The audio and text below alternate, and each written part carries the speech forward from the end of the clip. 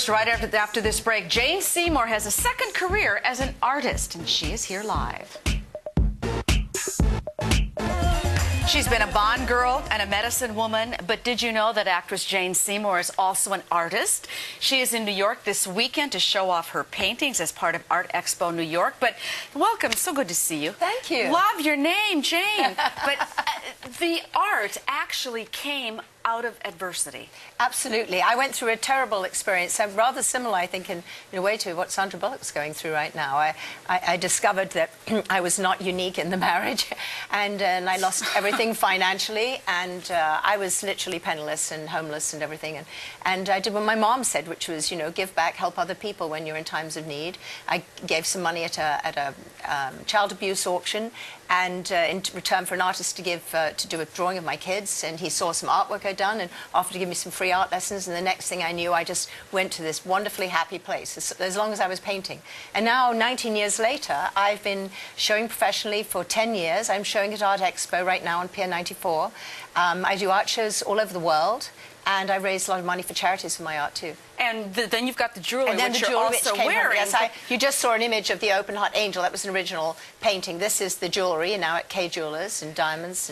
But all of that came out because you were wearing it, or there was something involved with Dancing with the Stars. So I mean, it just all kind of weaves and intertwines in your life. It's all wild. From that simple act of saying, I'm going to take painting and help use it as therapy. Yes, that's exactly what I did. And now the Open Hearts has become such a big thing. And we now have a foundation called Keep an Open Heart Foundation. And now we're going to be benefiting lots of different charities, and people share the stories on keepanopenheart.com, and it's fantastic. It's a great thing, you know, especially in the times we're in right now. People need to open their hearts, and people are looking for hope.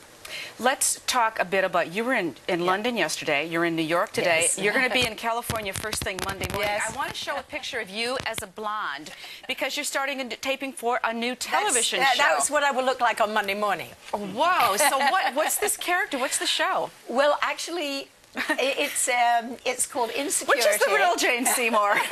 I think the blonde. No, it's called Insecurity. I'm playing a sort of cross between Cruella de Vil and J.K. Rowling's. And yes, it's just a guest star part for the pilot, so I don't know if it'll be a series or not. It's hysterically funny. I think it's very good. But I've done a couple of other movies where I've worn that wig, so that's sort of my, you know, my other character. So does that let you be freer and more comedic when you do that? I think so. I mean, it was appropriate for that character. You know, I don't think this particular character would look like this, so it's kind of fun, and I can tuck all my hair up in wigs easily, and I like playing characters. That's where I'm at right now in my career.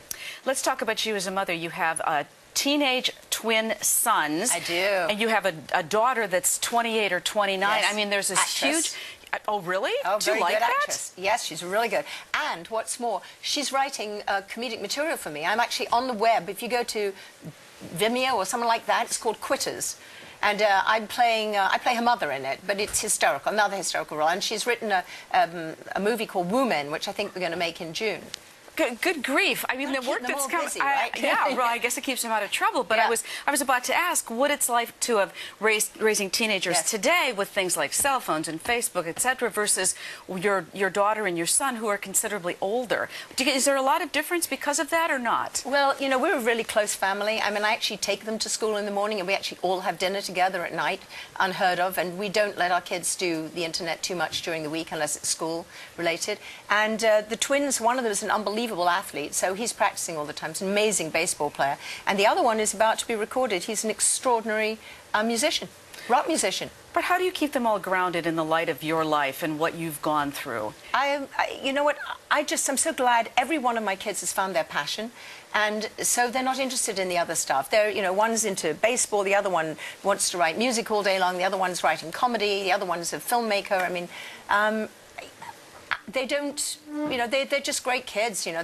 I think if you find your passion and you follow it, then you don't need all the other stuff that, you know, gets you into trouble. Well, thank you so much. It is Art Expo New York, and it's on all weekend at Pier 94. Yes, and come because I'm painting with the kids from Free Arts, really important. Free Arts New York City.